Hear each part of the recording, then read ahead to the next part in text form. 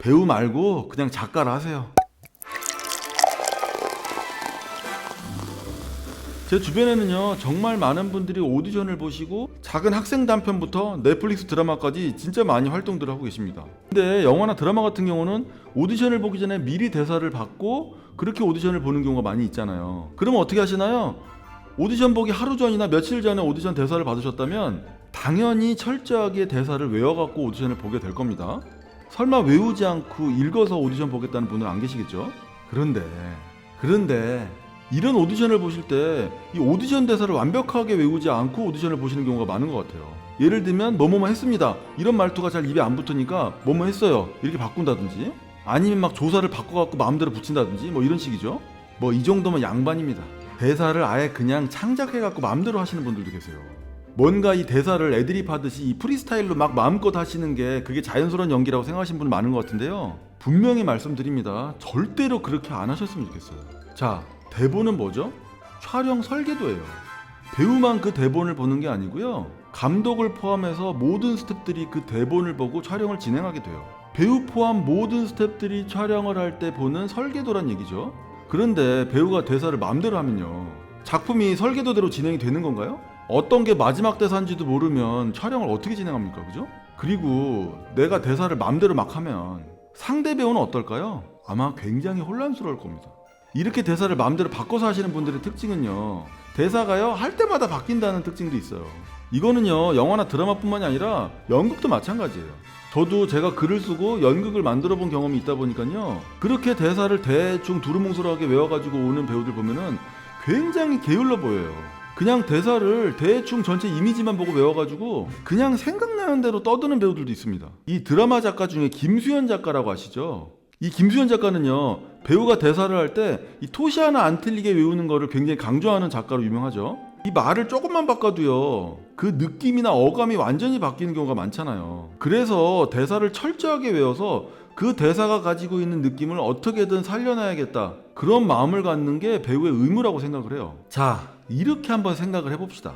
영화 감독이나 시나리오 작가가 시나리오를 쓰잖아요. 처음 시나리오는 이 로그라인이나 시놉시스 같은 이런 짧은 아이템으로 아마 시작이 될 겁니다.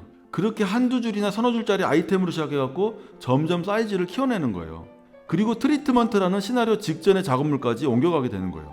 그런 다음 시나리오 초고가 나오게 되겠죠. 보통은요, 이 초고를 가지고 그대로 영화를 찍는 경우는 없어요. 끊임없이 수정을 하게 되겠죠. 한 번 수정한 대본을 1고, 두 번 수정한 대본을 2고, 이렇게 나가게 되는 거예요. 이 대본 수정을요 100번을 해갖고 100곡까지 나가는 경우는 비일비재합니다. 이렇게 대본을요 100번을 수정해가지고 100곡까지 뽑는데 최소 몇 개월에서 몇 년이 걸린 경우도 많아요. 한마디로 이 대본을 쓰는 사람들은 정말 뼈를 깎는 듯한 고통을 감내해가면서 그렇게 밤을 새면서 대본을 쓰는 겁니다. 대사를 어떻게 써야 정말 맛깔스럽게 보일지, 어떻게 써야 명대사가 나올지 정말 고민하고 또 고민하는 거예요.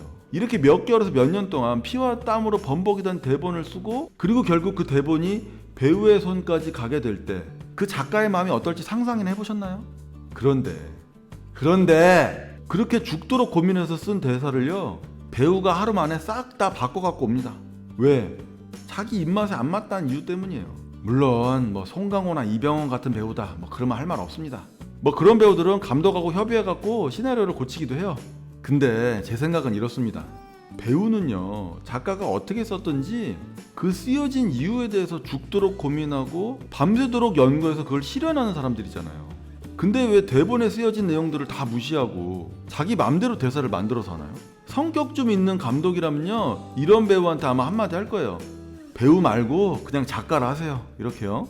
물론 이런 경우도 있어요. 진짜 열심히 대사를 외우고 연습했는데 도저히 입에 안 붙어갖고 괴롭다, 이런 경우가 있을 수 있어요. 그러면요 감독한테 조심스럽게 요청을 하시는 거예요. 제가 이 부분이 도저히 입에 안 붙어서 그러는데 이 부분 좀 이렇게 좀 수정을 좀 해도 되느냐, 이렇게 정중하게 물어보는 거예요. 물론 절대 안 된다고 말하는 감독들도 있을 겁니다. 근데 그게 내용을 크게 해치지 않고 느낌에 크게 벗어나지 않는 한도라면요 흔쾌히 오케이 하는 경우들도 많이 있어요. 근데 그냥 밑도 끝도 없이 대사를 외우는 동 마는 동 지 멋대로 떠들고 막 이래버리면요 그건 정말 개념 없는 배우처럼 보일 수 있다. 저는 이렇게 말씀드리고 싶어요. 자, 한마디로 요약하면요 대사 정확하게 외워서 하실 거를 권해드린다, 이겁니다. 뭐 본의 아니게 뭐 다 아는 얘기를 또 했네요. 자, 오늘도 대사 정말 토시 하나 안 틀리고 정말 제대로 외우는 하루 되시길 바랍니다. 저도 대사 쓸 때 정말 심사숙고하면서 쓸게요. 우리 모두 정말 최선을 다하는 하루가 되도록 합시다.